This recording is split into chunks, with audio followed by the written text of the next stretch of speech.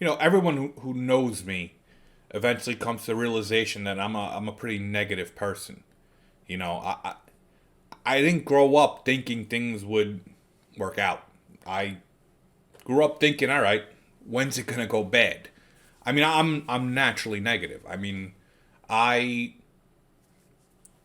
I if I have a show, I think no one's buying tickets. If I post a video, I think no one's gonna like it. But if you think back at it, this is how I was raised. I grew up in a house where calm was never. I didn't know what calm was, right? Because I grew up with my dad. My dad had illnesses throughout my entire life, whether it was cancer, diabetes, back problems, heart problems, whatever you could think of. My father probably went through it. And then it put on top of that, growing up, almost every other year I had a death in my family. Whether it was a tia, a tio, or a grandparent, something was always going wrong. So I never imagined life as positive almost. And somehow I became a comedian. So I who knows? This is the Ball Podcast with me, Rocco the Comic. Uh, life was interesting in a house where you just think everything's gonna go wrong, and it just stuck with you.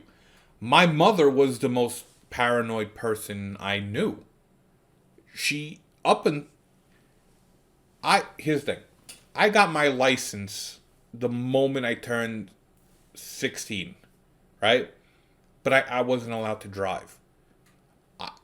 My parents instilled a fear of driving into me that only now, when I'm 39 years old, do I drive, and I still don't even drive far. Like I'm not really comfortable driving on highways. Why though? Because my mother was scared of cars for some reason. She said that she got into an accident when she was like younger, and like it just traumatized her. But I don't even think it was a big accident, probably like a fender bender. But it just so she thought that the moment I went driving, I'm dying, guaranteed, no question about it. Rocco drives, Rocco dies. That's it. My father, he didn't want me taking the car out. And not because he was afraid, my father cherished the parking spot in front of the house. Because he needed to have the parking spot right in front of the house. If he didn't, the person who's parking in front of the house, you better have lived on the block. If not, my father, everyone, he'd curse you out to me. As if I'm the one who told you to park there. Nothing was calm growing up, so it's... Here's the thing. I grew up thinking that hospitals meant death. The moment you went into a hospital, I thought you would die. That was it, because I grew up just around so much negativity.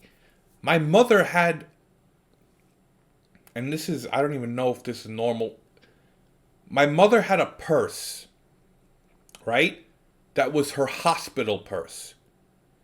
It was the purse she took to the hospital because it had all the saints in there. It was literally just a purse she had hanging behind her door that she only took to hospitals. You know? My dad, the first medical memory I have of my dad was he needed to get spinal surgery, right? He had like tumors in his spine and something, and I'm still not sure if it was. If you would ask my dad why he needed surgery, he would tell people it was because when I was like 3 years old, I was crossing a street, and he dove to save me from a moving car, and that's why he fucked up his back. Could be true. I don't know. I was 3. I don't remember. And most of the people who could corroborate that story are dead. So I can't really check. I can't fact check right now. But he had to get a back surgery for tumors, and automatically, boom, I might be paralyzed. If I'm paralyzed, that's it. Take me out. My father said he had the shotgun ready if he was going to be.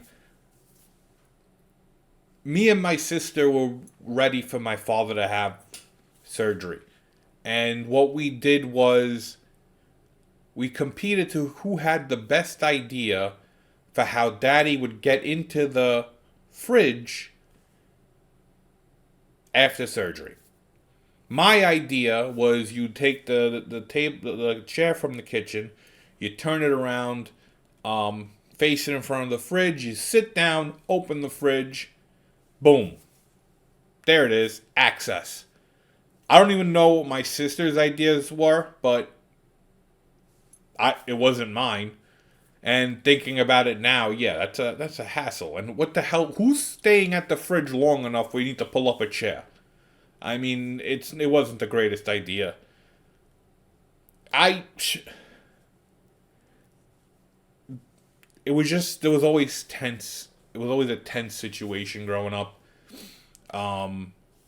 It's just with illness. My dad had cancer, diabetes, thyroid, back problems, heart problems. You could take a medical book, open it, and just point to a random page. My father probably had it. And that's what my life was. It wasn't just, growing up. It was just waiting for the next thing to happen. My tia Giussi in Italy died of breast cancer. Then that happens. And we have to have Ulutu in the house because she was in Italy. So, to be honest, I never heard of it outside of us doing it. But apparently, if someone in Italy dies and you can't go to the wake and funeral in Italy, you hold a funeral wake here where everyone comes to the house. And so we had to do 2 nights of this in my house where we just had the door open and we had a wake in the house. So that happened. Tia Giussi then, so Nicola was sick, and then my father would get sick throughout, and then everyone got sick, and every time everyone was dying. No one got sick with the idea that they were going to get cured. They got sick with the idea that they were going to die. Everything was constant fear. Fear. Constantly. And my parents weren't even malicious about it. I don't even know if it's just the way they were. Everything was scary. Everything was negative. The world was always about to end at home. And so as a kid growing up, I became hyper aware of everything around me. I knew what would set people off. I knew what would, what was when not to talk, when to talk. I was in a constant state of not being a pain in the ass for anyone. I was just constantly waiting.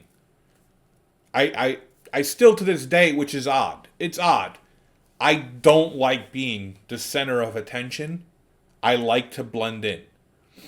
When people see me, I don't know, they expect to see the person they see on stage and the person they see on the videos, which is, I'm not like that. I'm not the loudest person in the room. I'm the quietest. I'm not someone who's talking to the whole group. No, I'm finding listen, if you were in Astoria Queens at Club DNA in 2005 or whatever, and you saw me there, I was staying at the wall. I was holding up that wall in the back of that club whole time. I did not. I'm shy. Up until, I would say, the first year when I first tried college, I was basically like a mute. I would barely talk. People who I talk to now, they're like, "Oh, you always funny in school." I was like, "I don't even remember talking." I didn't want to make a peep. I did not want any attention. But ironically, growing up, obviously, I look like an athlete, right? So you could imagine me excelling in sports. I loved when we played baseball or sponge ball in Brooklyn. I loved pitching, right? Meanwhile, that's like the one position where everyone's paying attention to you. In soccer, I was a goalie. Again, can you listen? Don't let the poundage fool you.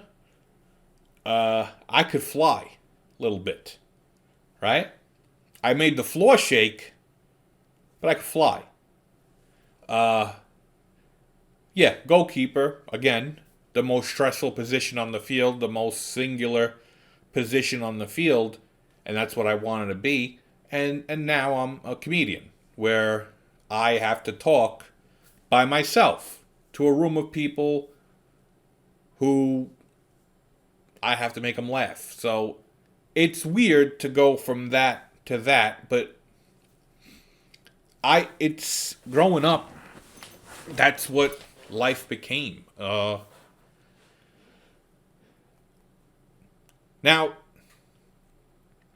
it's easy to think that how to connect the dots of how I saw comedy as an outlet, because my father, he was never serious. Like, listen, the character you guys see on social media is not who my dad was. It not the accuracy in the videos are the accent and the mispronunciations, because my father's English was horrible. Horrible. He spoke the worst English possible. And what made it worse was he would talk like 90 miles an hour in broken English. So the face people made when he would start talking was hilarious to watch, right? I remember I had a friend, Mike, in high school, and he came over, and my father just started talking right away, and the face that Mike made, because he didn't catch a word that my dad said, because he didn't understand it for nothing, right? When my son Giuseppe was born, my father was playing around with him, doing something, joking around, talking something, and I remember my wife's aunt comes to me and she goes, wow, it's awesome that your dad speaks to your son in Italian. And I started laughing because my father was speaking in English. He didn't say one Italian word to my son, but because his English was horrible, she just thought it was all Italian. And that's who my father was. My father he was a social butterfly. My father talked about people as if he knew them for his whole entire life. My father had a radio show in Giosa. He was a radio DJ with him and his best friend Franco in Giosa. They had a radio show. My father was a professional goalkeeper in Italy. Like, he didn't get to the high divisions, but he played professionally. He got paid. And my father was the loudest person in the room. You could find my father in a room because he'd be laughing. And my father had a belly laugh that listen, my father died of lung disease. He had pulmonary fibrosis. And there was one point when I used to go to Brooklyn and stay, because I used to stay in Brooklyn for a few nights, because when I moved upstate, I'm going everywhere on this right now. I'm fucking jumping left and right. I apologize. Like, this is like maybe I shouldn't call this the ball podcast. I should call this the ADHD podcast, because I'm just going whoof, whoof, whoof, whoof, everywhere. So you've probably already tuned out, but I'm going to keep on going. But I know where I start all this, is that why I think I became a comedian, right? Let's see. I was tracking it somehow. But let me get to that one point. My father had pulmonary fibrosis before he died, so he was bedridden because he couldn't walk because his oxygen level would drop and he would faint if he tried to exert himself at anything. So he was in bed at the end, right? And I used to sit there and he'd be watching something and he'd start laughing. And he had this belly laugh. And I would sit there in my old bedroom and I would think to myself, like, he's going to be fine. Because someone whose lungs are not working can't belly laugh like that. And then I would find comfort in him laughing. And I think that's what my father did growing up. Because again, my father was always sick. Always had something. Always in the hospital. Always just something was going wrong. When my father passed away, the insurance company stock had to have dropped. Or gone up. Because they weren't spending as much money anymore. Because my father really got his money's worth. My father was always joking, always laughing. Whenever I don't think he wanted anyone to feel bad. Granted, he loved the pity. He loved when people felt bad for him. He just didn't want to make them feel bad. Right? So he wanted to make you laugh. He wanted you to feel bad for him, but he wanted to make you laugh. So he wanted a little bit of both. He was always smiling. Always smiling, always laughing. Even when he was going through the worst moments, he was always laughing, always joking, right? I remember we're sitting there, and this was probably the month he died. Me and my mom we had just finished setting up hospice care for him at Maimonides Hospital in Brooklyn. And my father looked at my mom and said, I'm telling you now, when I die, you better burn me. And my mom hated talking about death. Most negative person I ever met, but hated talking about death. So she's like, Joe, we're not talking about this now. And my father's most comfortable place ever was home, on the couch. Growing up, my father would tell me, listen, and again, this is my life growing up. My father would tell me, when I die, you don't have to bury me. You stuff me, you cremate, you don't cremate me, you stuff me, you lie me down on the couch, and you turn the soccer game on Sundays. That's it. You just leave me on the couch and don't bother me. Right? So my father's most comfortable place was home. He wanted to be cremated because he didn't like the idea of the cemetery. And this was his logic. He told my mom that day, he goes, what? You want to put me in a cemetery so you can visit me every week for the first year, and then you're going to forget me and leave me there by myself. And yeah, I mean, he goes, it's a waste of money. He goes, I don't want you to waste my life insurance money on a cemetery. He goes, burn me, and then you could throw me in the garbage. That's what he said. And then he's sitting there, and he goes, you know what? He goes, then you know what? When they're going to burn me, bring some steaks, and we have a nice barbecue. While they're burning me, you do some steaks. This is my father. A few weeks before he died, this is the conversation we're having. This is what my life was like around a family who was sick. My father was always making jokes, always trying to make everyone laugh. So I quickly learned growing up that comedy belonged with misery. So a lot of my comedy is self-deprecating, and that's why. It's because everything around me growing up was negative. That's why I think negativity works in comedy. Here's the thing. Like Ricky Gervais and Ellen DeGeneres. Whatever you think of them, it's not the reason I'm bringing them up. I found them funnier growing up and when I saw things. But Like now, if you watch Ricky Gervais, he talks about his mansion. It's not easy. I can't find. It's hard for me to find someone who's rich funny.